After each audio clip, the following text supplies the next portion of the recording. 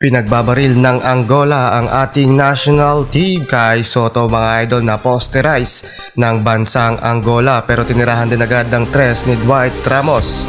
Gilas Pilipinas versus Angola, second game ng Gilas Pilipinas para sa FIBA World Cup. Sariwa pa mga idol sa ating mga utak ang pagkatalo sa kamay ng Dominican Republic. Makabawi kaya ang ating national team sa laban na ito? Binago nga pala ni Coach Chotres ang lineup ng first five, Fajardo in and Scotty Thompson. Unang puntos pang highlights agad ang nagawa ni Junmar Fajardo. Napakagandang assist from Gene King's point guard na si Scotty Thompson. Gustong bumawi ni Jordan Clarkson mga idol, na reject nga lang ng Angola pero back up dyan mga idol si Roger Pogoy. Naiinis na dito mga idol ang coach ng Angola dahil sa mini run na ginagawa ng ating national team. Apat na kalamangan ng ating national team nang pinasok si Kai Soto at Japet Aguilar. Maagang rejection mga idol galing kay Aguilar. And again mga idol, Jordan Clarkson with 3-point shot. Pasok yan mga idol, pero na-posterize ang ating pambato na si Kai Soto.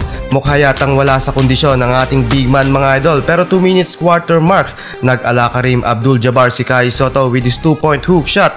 Last minute na din mga idol nang pinasok si CJ Perez. 5 points para kay Jordan Clarkson, 4 points kay Pogoy. At sa loob lamang ng 3 minutes playing time ni Perez ay kumana siya ng 2 points, 4 rebounds and 1 assist. And the first quarter lamang ang ating national team, 19-17. Second quarter tayo mga idol, sinabay na ni Coach Chotres ang dalawang young big man na sina Kai Soto at AJ Edu. Napaka-agresibo ni AJ Edu sa game nito mga idol at napapatawag na lang ng timeout ang coach ng Angola. Dalawang magkasunod na 2 points made mula kay Kai Soto at AJ Edu. Sabayan pa ng 3-point made shot ni Jordan Clarkson. Hiyawan ng mga fans sa loob ng arena pero nagpaulan ng tres ang Angola at nadakdakan sa mukha si Jordan Clarkson. 5 minutes quarter mark, humabol ang Angola sa scoring, 28-25. Napatawag na din ng timeout si Coach Chotres para maputol ang momentum ng bansang Angola.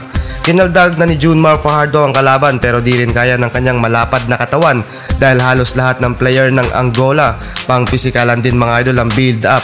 2 minutes quarter mark, kumana ng 3-point step back jump shot itong si Chaldi Dundao at binaril pa si Jordan Clarkson. Pero nabawian din ito mga idol sa Gedli ni Dwight Ramos, pero 3-point shot agad din ang sinagot ng bansang Angola.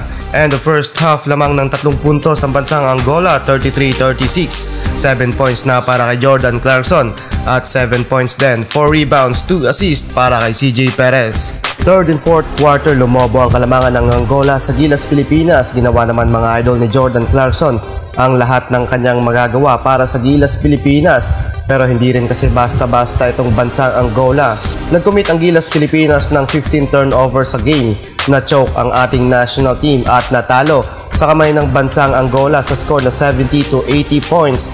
Nasayang mga idol ang 21 points, 3 rebounds, 7 assists ni Jordan Clarkson.